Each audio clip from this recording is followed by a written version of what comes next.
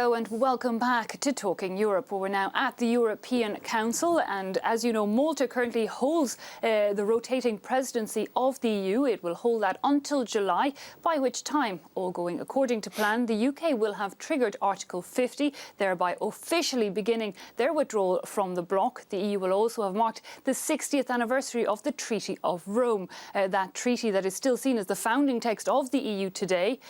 But 60 years on, while the EU has grown, it still is split on many issues when it comes to migration, the economy, the EU itself. So where does the future lie? Well, I'm joined by Maltese Foreign Minister, Dr.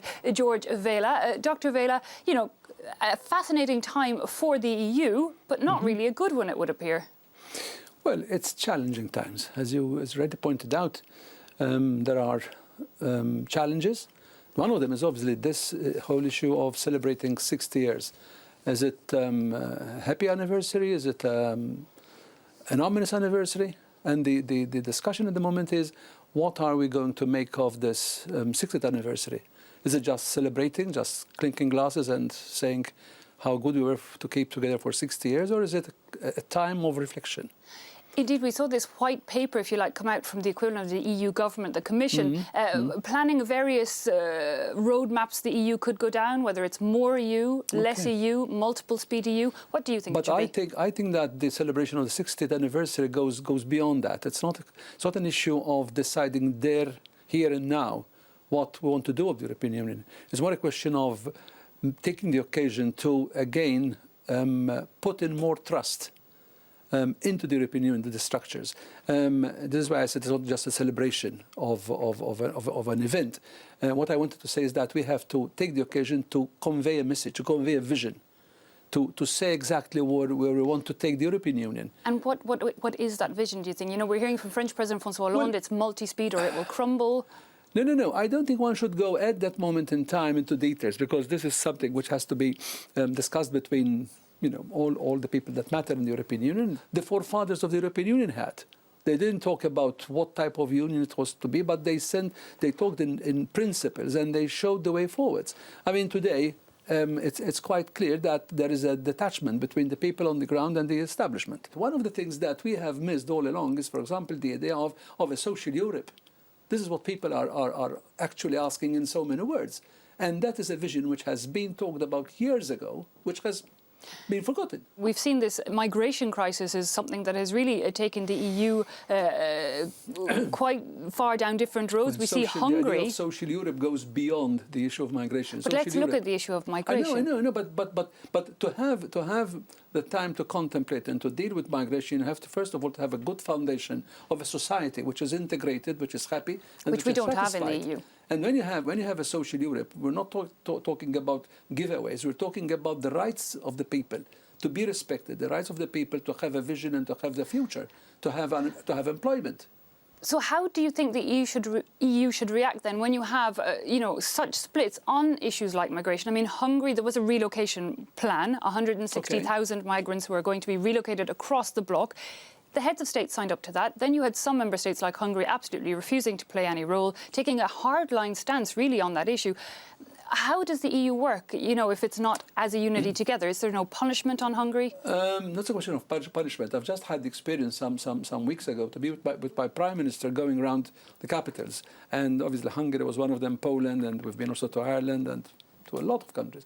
And the idea wasn't to try to convince these leaders as to what we think is the best way forward. It was only to try to collect information from them so that as a presidency would be in a position to try to see how possible it was to try to bring them a little bit towards each other, which is not that easy. But I can tell you, it's a whole spectrum of opinions, and each and every case, once you sit down and discuss and you listen, you tend at times to say they are right, because they are talking about their own particular circumstances, and they are reflecting what the people on the ground are saying. So when Hungary, for example, builds walls or fences along its borders, when it decides that it's going to have asylum seekers in indefinite detention, is that acceptable in the EU today?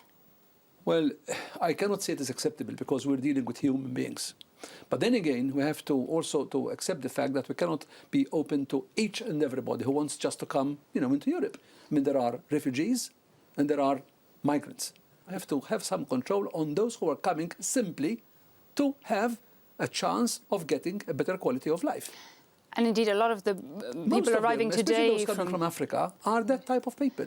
And at the last summit in Malta, at the start of February, this Malta summit, we did see a partnership deal put together, something like 200 million euros to fund projects in Libya and North Africa to try and stop people coming to the EU. That was over and above what had been Is it up and promised running? and voted in the European Union Africa summit of November 2015, where we talked about this plan for migration for Africa, and also a trust fund which went up to something like 1.8 billion. Is this up and running? Has the money been handed up? Are projects started? In small programs that are aiming at having solving small problems in different parts of the continent. The new idea is to make deals with countries like Libya, but Libya is still very much, in a way, a failed state. In the summit in Malta, there was disagreement, and this was first, in the sense that you were hinting earlier at the dissonance and the different opinions that there is in the European Union countries to accept migrants. That is the internal aspect of migration. However, there was complete agreement in Malta on the external aspect. To work together to keep them out. What we should do, no, it is important because it is all directed towards strengthening of the borders, cooperation with the countries of origin, trying to see how we can strengthen the towns in Libya through which these people pass, going at the smugglers. You think that's where we might see energy in the future? It will help, and it is already helping. Somebody started with the idea of trying to do what we did with Turkey in Libya, which cannot happen because Libya is not Turkey. Once you cannot do anything with a country whose government is very unstable and not in a position to reach the distant parts of the country, one had to think in terms of doing deals with actually the local tribes and the local communities. I mean, we're talking of places which are 1,000 kilometers, if not more, south of the capital.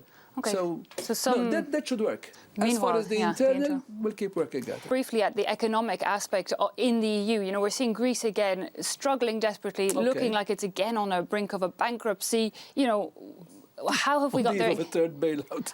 Indeed. I mean, how did we get here again, and what is the EU now planning to do? Well, I'm not competent to analyse what brought Greece to its present state, but one hears a lot about abuses, one hears a lot about certain corruption, about lack of accountability. I'm not in a position to put these things in saying them that they happen, but this is what we hear. Of course, one country not part of that Eurozone crisis and soon perhaps not to be part of the EU at all anymore is the United Kingdom. It's voted to leave the bloc. We're hearing now, however, that before any trade deals can start, that there'll be that financial settlement. It could run up to 60 billion euros. Do you think they're going to have to pay the EU 60 billion? Because they could just decide to leave without any deal and then pay nothing. Well, it's still too early to say. And the whole issue is about how it's going to be carried out. The British, from what we understand, would like to have a parallel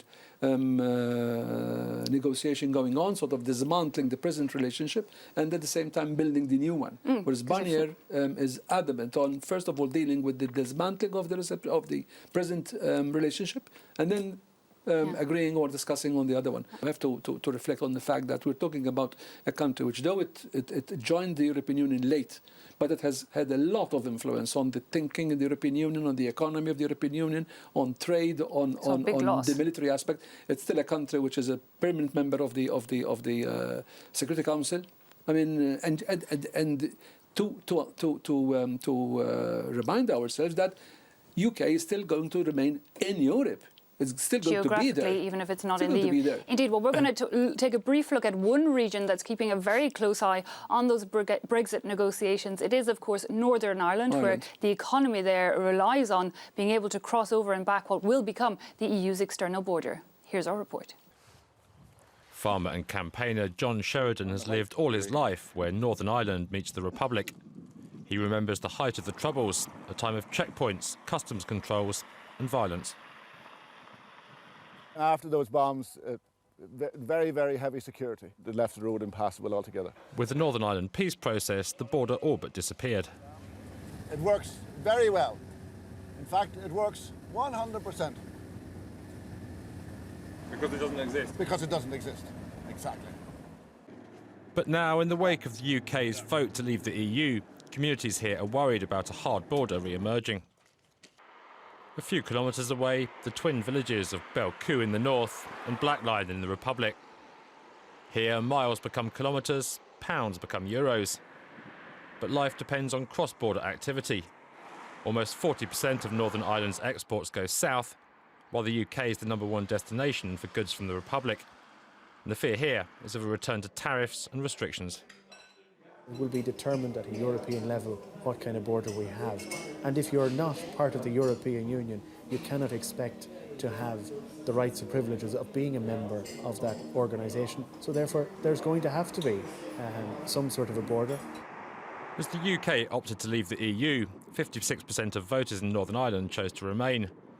The capital, Belfast, is just 60 kilometres from the Republic. But for Brexit voters in this pub in a Protestant neighbourhood, the border is a long way away. Brexit is good for Northern Ireland because that will stop the influx of immigrants. There's too much money being spent and put into other countries whenever we really need money put into our own country. Northern Ireland's Catholics voted overwhelmingly to remain in the EU. Many fear Brexit will mark a return to the bad old days on the border. The reality is no one knows for sure, but if a hard Brexit happens and we end up with a hard border, there's a possibility of the reintroduction of armed British soldiers to patrol what is a 300-mile border. Few people here talk of the re-emergence of large-scale violence, but the tensions over Brexit prove that the past in Northern Ireland is never far away. Well, looking there, you know, this will be now an external border of the EU. This is the only and the worst result that could happen in any of the European Union countries. If this Brexit happens, the way certain people are thinking it's going to happen, the hard type sort of, there will have to be even tariffs and controls at the borders between Ireland and Northern Ireland. And that is something which is practically... But not a hard border. Well, I mean, if you, for the rest of the EU, there will. You could do it without a hard border, but you still have got to control whoever goes in, whoever goes out, products.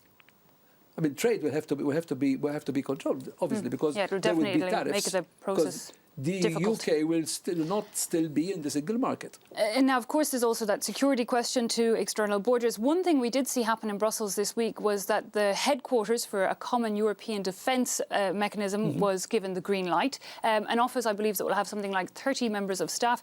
Is the EU moving towards an EU army? I know that's not the word people like to hear, but is that where the EU needs to go?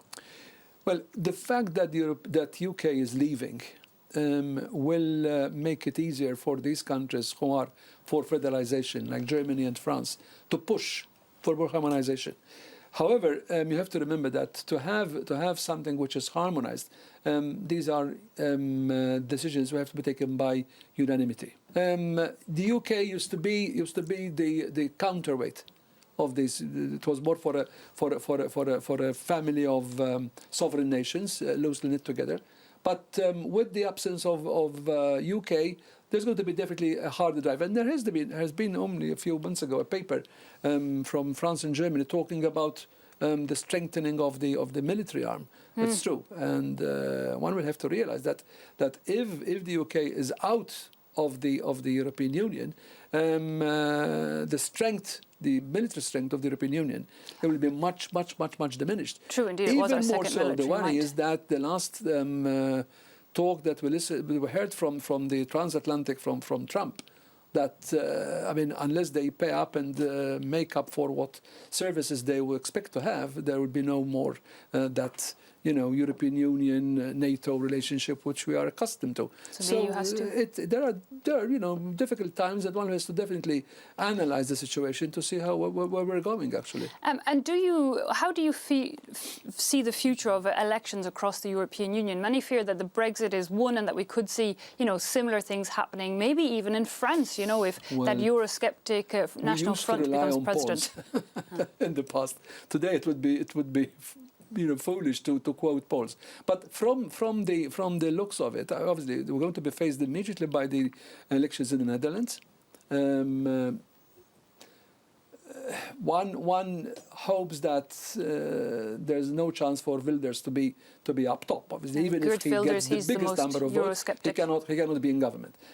However, more troubling is the situation in France with Marine Le Pen, who is definitely going to the final against anybody who's going to be chosen, and one will have to keep one's fingers crossed because you don't know what's going to be the feeling of the people on the streets. Then there is also the rising parties in Germany, the alternative for Deutschland, which is not that big. But it is a sign of the time. Still get into there is people are unhappy with the EU. Still in Italy. So people are unhappy with the EU. Which is not that small, which is quite influential.